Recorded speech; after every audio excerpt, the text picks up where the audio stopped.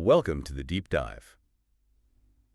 Imagine for a moment we're not here with microphones, but instead transported way back, thousands of years ago, ancient India. Right. Picture Savatthi, a bustling city, and within it, the serene Jetavana. It's this beautiful monastery garden on the beach's famous Arama. Where the Buddha Bhagavan often stayed. Exactly.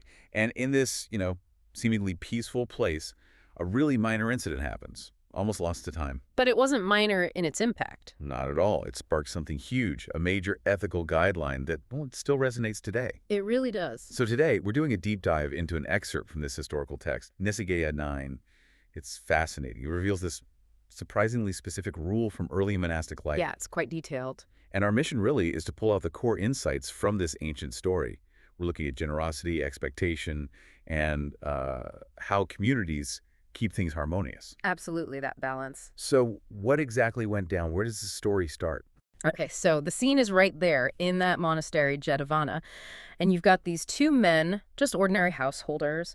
They aren't related to the monk in question, Venerable Upananda. Just regular guys. Right. And they're talking. One says, hey, I intend to offer Venerable Upananda Sagaputta a robe. And the other guy says, basically, me too.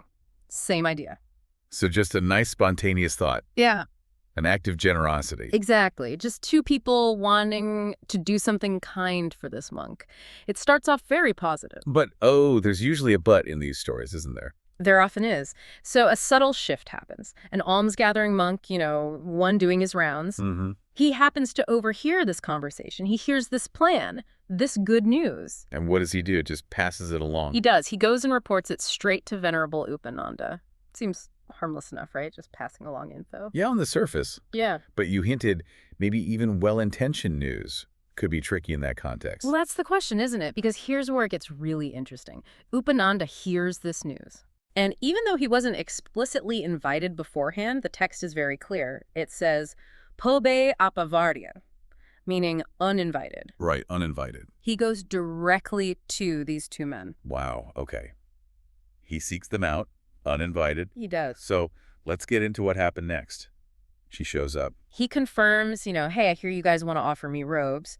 And then right then and there, he makes a very specific request. He says something like, look, if you want to clothe me with robes of this kind, such and such a kind. He specified. Oh, yes. And he even gives a reason saying, what will I do with robes I won't use? Essentially, don't just give me any robe, give me this specific kind.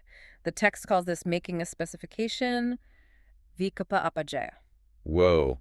Okay, I can see how that might not go over well. Exactly. The dynamic just flips completely. The text says the donors become really displeased, ipatsenti. Yeah, you can imagine. You offer a gift thinking it's a nice gesture. And the person immediately starts telling you what version they want. It just sours the whole thing. Totally undermines the generosity. Yeah, right.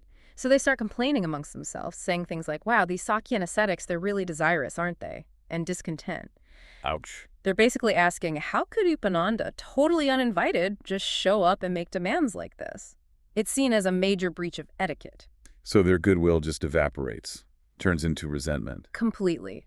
And it wasn't just the donors feeling this way. Oh, who else? Other monks. The text describes them as apicha, meaning, monks of few wishes, content with little. The more modest ones. Exactly. They also expressed strong disapproval. They questioned Upananda showing up uninvited and making specific requests to lay people. They saw it as, well, just out of line. Not just rude, but maybe fundamentally wrong for monk's conduct. That seems to be the feeling, yes. It wasn't fitting behavior. So this unhappiness spreads within the monastic community, too. That's right. This widespread dissatisfaction, it bubbles up. And eventually, the monks bring the whole matter to the Buddha. Okay, so it escalates to the top. What does the Buddha do? Well, as he often does, he calls Upananda in and questions him directly, did this happen? And Upananda confirms the whole story. He owns up to it. He does. And then the Buddha asks this really crucial question. It's a key turning point. What's the question? He asks Upananda, were these men relatives of yours or non-relatives? Nyatakate Upananda anyatakati. Ah, the relationship matters. And what does Upananda say? Upananda confirms they were non-relatives, Bhagavant, Anyataka Bhagavati. Non-relatives. Okay, so that distinction is critical. Absolutely critical. And this is where, the Buddha's judgment comes down hard. He doesn't mince words. What does he say? He rebukes Upananda quite sharply, calls him a fool, a moga for not understanding what's appropriate when dealing with people who aren't your family. A fool. Strong words. Very strong. And he explains why it's inappropriate. He says actions like this, they don't inspire confidence or delight in people who aren't already followers. It actually damages the reputation Of the whole community. It reflects badly on everyone. Precisely. It undermines trust and respect for the Saga, the monastic community. So this single incident, Upananda's, let's say, overstep, Is misstep, yeah. it leads directly to a formal rule being established. Yes. Because of this, the Buddha lays down this rule known as Nissaggiya, and it comes with specific consequences. Okay, Nissaggiya, let's unpack that. What exactly does the rule say? What are the conditions? Right, because the text is remarkably detailed. First, the donors involved. It has to be 2 non-relative householders or householder women. Non-relative, so not family. Got it. And householders. Yeah, basically lay people, anyone dwelling in a house, not monks or nuns. The text uses terms like gahapatika or gahapatanyo, and non-relative is asambada, not connected by kinship. Okay, 2 unrelated lay people. What about their intention? Their intention is key. They have prepared what the text calls separate robe values, pachakakakavarchapana, specifically for this one bhikkhu. They intend to use these resources to get robes for him. Robe values. What does that mean exactly? Is it just cloth? Good question. The text actually clarifies. Robe value can be a range of things used for exchange. Gold, silver, pearls, gems, coral, even scales, pieces of cloth, threads, or cotton. Basically, anything valuable that could be traded or used to acquire a robe. So could be money or valuable materials intended for buying or making the robe. Exactly. Now, the monk's action is the trigger. The rule applies if the bhikkhu, being uninvited beforehand, bube apavido. Right, the uninvited part again. Yes. He approaches these donors before they explicitly invite him to, say, make a choice or confirm they'll get him a robe. He initiates the contact about the specific. Correct. And then, crucially, he makes a specification about the robe vikapajaya. He asks for such and such a kind of robe. Like Upananda did. Precisely. Asking for a specific type, maybe longer, wider, finer quality, softer material, or even something explicitly more valuable, which the commentary calls mahalaga, meaning costly. Okay, so specifying the desired quality or value. And why would a monk do this? What's the motivation the rule points to? Ah, this is insightful. The rule states this is done wishing for something excellent, kalyakameta upadaya. Wishing for something excellent. Mm-hmm. So not necessarily out of basic need, but wanting something nicer, better quality. That seems to be the implication. A desire for something more valuable or fine. And there's one more detail. The both of you clause. What's that? It clarifies that both of you, being one, uvasanta kenati, refers to the 2 donors essentially pooling their resources.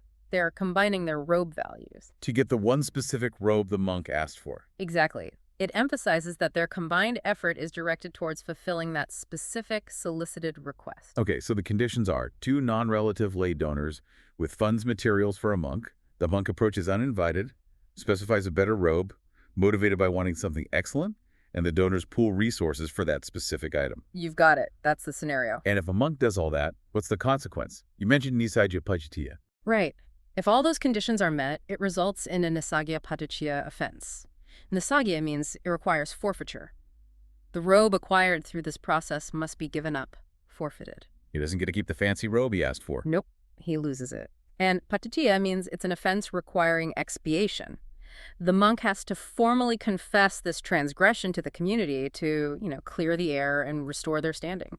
So forfeiture and confession is taken seriously. Very seriously. And there's even a nuance the text mentions that just by the monk's words influencing them to procure something specific, like long or fine, that act of procuring itself can be considered a dukkata offense. A dukkata. What's that? It's a lesser offense, often translated as wrongdoing or misstep. So even if the main Nissaggiya patitiya isn't fully established, the act of influencing the purchase in that specific way is still seen as problematic, a minor breach. Wow. That is incredibly specific. It really drills down into the nuances of the interaction. It does. These rules were often born from very concrete situations. So, stepping back from the ancient monastic context, what does this incredibly detailed rule tell us today? About managing expectations, about ethical conduct, fostering trust. I mean, not just in monasteries, but in any community, right? Yeah. Even our modern lives. Absolutely. I think it tells us a lot about the subtle dynamics of giving and receiving. It highlights how the way we receive something, our attitude, our expressed expectations, that can sometimes be more impactful than the gift itself. The manner of receiving. Yeah, it's a profound lesson, isn't it? Even if you genuinely think you'd make better use of a different kind of gift, expressing that as a demand, especially when uninvited, can just corrode the goodwill. Even if you have a good reason, like Opananda thinking, what will I do with robes I won't use? Exactly. His logic might seem practical to him, but it ignores the relational aspect, the spirit of the gift. This rule points to that delicate balance valuing genuine, unsolicited generosity on one hand. And setting boundaries for the recipient on the other. Preventing entitlement, maybe? Preventing entitlement, preventing the act of giving from becoming transactional or burdened by demands. It's about keeping that generous impulse pure, in a way. The wisdom isn't just don't be greedy, it's about understanding how even a subtle desire for something excellent can subtly corrupt things if not handled carefully. It's striking how practical and, well, human this ancient rule feels. It's not some abstract commandment. No, it came directly from a real-life mess-up, like Upananda's situation. Hmm. These rules were built from the ground up, responding to actual incidents to try and maintain harmony and prevent this kind of discontent. It's a powerful reminder, really. How we receive is just as important, maybe sometimes more important than how or what we give. And dealing with expectations, our own and others, that's always been a tricky part of human relationships. Always has been, always will be. So, reflecting on this journey, we started with a simple chat between two guys in an ancient Indian garden and ended up with this deep ethical guideline, the Nissaggiya Patitya, all sparked by one monk wanting a specific kind of robe. It really underscores that line between appreciating unsolicited generosity and making specific demands. A very fine line sometimes. It really makes you think, doesn't it? Yeah. How might this wisdom, the wisdom baked into Nissaggiya acts, encourage us, listening right now, to reflect on giving and receiving in our own lives? Yeah. And maybe think about those unspoken expectations, the ones that can either build up our relationships or put a real strain on them. That's the question to ponder, definitely.